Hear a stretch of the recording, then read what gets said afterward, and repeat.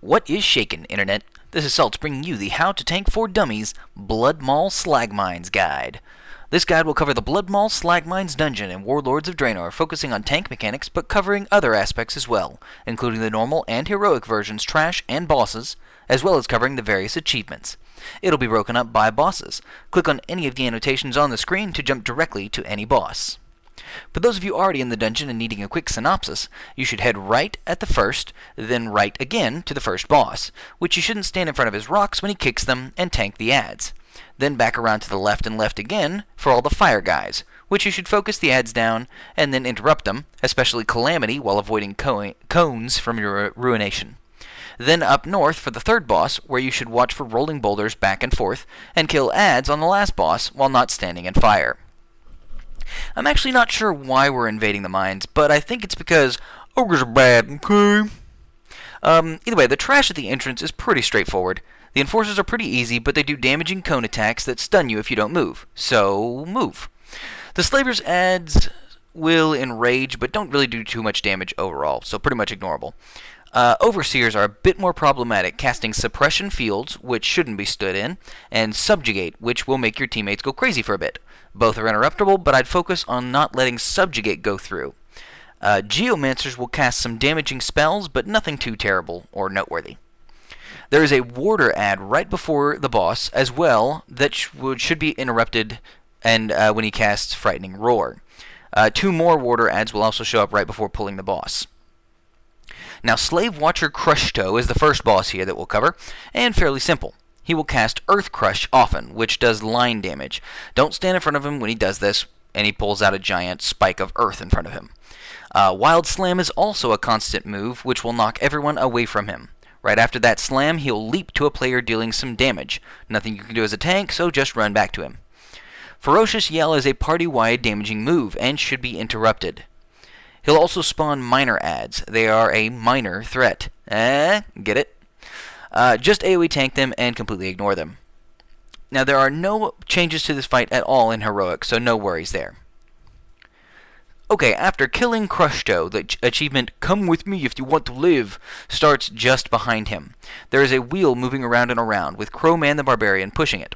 Talking to Crowman will make him follow the party leader. The only thing that has to happen for this achievement is that Crowman must accompany you through the next 3 bosses and not die. He normally doesn't require any healing or anything like that, but basically your group cannot wipe. Going back down the corridor, in the other direction, you'll see some fire elementals and explosions. The beginning of this trash is pretty simple and should be AoE'd. More trash will continuously spawn, so you need to finish it off quickly and keep moving forward. The larger fire elementals will cast an interruptible fireball spell, but otherwise everything should just be AoE tanked together.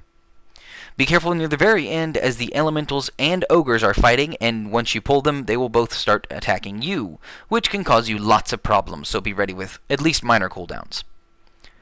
Now, the next boss we'll cover is Magmolatus, although first you'll have to fight Forge Master Gogd. These names are crazy. He will spawn Ruination, the Earth Elemental, which will cast stunning damage cones in front of him. Calamity will spawn shortly after that, which casts a very damaging party-wide raid move called Firestorm that needs to be interrupted. Otherwise, they'll just hit you with some normal moves. Calamity should be killed first, then Ruination, then Gogd. After Gogda goes down, Magmolatus will come out of the forge. He'll spawn elementals around the room randomly, which need to be killed immediately. He'll also drop fire zones in the room, which people shouldn't stand in. Now, on Heroic, the only difference is that Calamity will put some debuffs on people, but this really isn't something you have to deal with as a tank. It deals some damage over time, so use cooldowns if you get this, although Calamity should die pretty quickly. The achievement, A Gift of Earth and Fire, is accomplished during this boss. You basically need to kill the boss with Calamity and Ruination up. This is quite a challenge, as these two will cause all kinds of problems for your group. One person should be focusing on interrupting Calamity the entire time to make sure that he never casts Firestorm. And you should continuously face Ruination away from everyone and move out of his cones.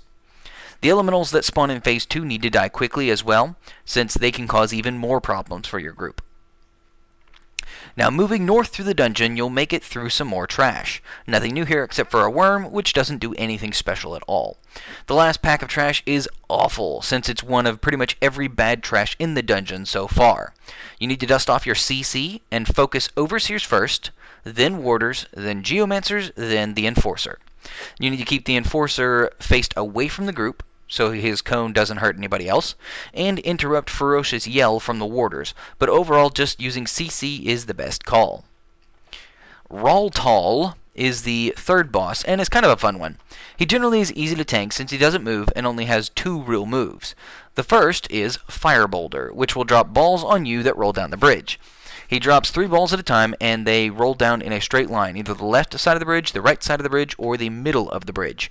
They will stun you if they hit you, and deal lots of damage, so be sure not to stand near them when they fall or roll by. Now the other move he does is Heat Wave, which will push people down the bridge and away from the boss. Right after he does this, he will put some fire down on the bridge, so don't stand in the fire. On Heroic, there's a twist. The boulders will actually roll back after reaching the end of the bridge. You'll need to watch for the balls, although they always come back in the same order they left. If it went middle, right, then left, it'll be middle, right, then left, coming back. Now this fight is pretty easy for a tank, but harder for ranged, just to note. They actually can't stand near the boss because cast time is doubled near him. With that, they have a lot more... other than that, they have a lot more junk to avoid on the bridge with the fire and the rolling balls and stuff. Now, after Raltal goes down, you can move forward through some more trash. The Ogrons here hit like trucks, so be prepared with some big cooldowns. Now, the mages at the end might cause a problem too, as they will blast fire in a cone. There's a lot of them, so try to point them all away from the group, but do your best, and don't stand in fire yourself. Gug Rock is the last boss here and can be a challenge. His first big move is Molten Blast, which is an interruptible nuke. Interrupt it, as this will hurt you a lot. This should be a tank interrupt pretty much all the time. This is a single person. Second up is Magma Eruption, which will put fire pools on the ground. These will cause you lots of problems, as they do clutter up the area quite quickly. You need to step out of them while he's casting, as they're fairly obvious. The last move he'll actually do is Summon Unstable Slag. This will create adds that walk towards the furnaces around the sides of the arena. They cannot be tanked, but should be focused by the DPS. If they reach their target furnace, they will get really big, become tankable, and start doing radiating damage to the entire group. Don't let them get there, use CC and snares, and burn them down. Your main job here is to not stand in stuff and interrupt that Molten Blast. The fight is the exact same on Heroic, so nothing to worry about there. Now this is where the Come With Me If You Want to Live achievement will end, as killing Gogrok with Crowman alive after he gets his sword will get you the achievement.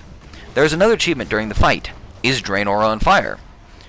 This simply requires you to burn the boss down without killing any slags. This will require good DPS on the group and a decent amount of CC to stop all the slags, but is completely doable. I hope you've enjoyed this quick guide for dummies. Click the annotation in the top left to see more dungeon or raid guides. Please like, favorite, share, subscribe, all that jazz, and, as always, you keep it salty, Internet.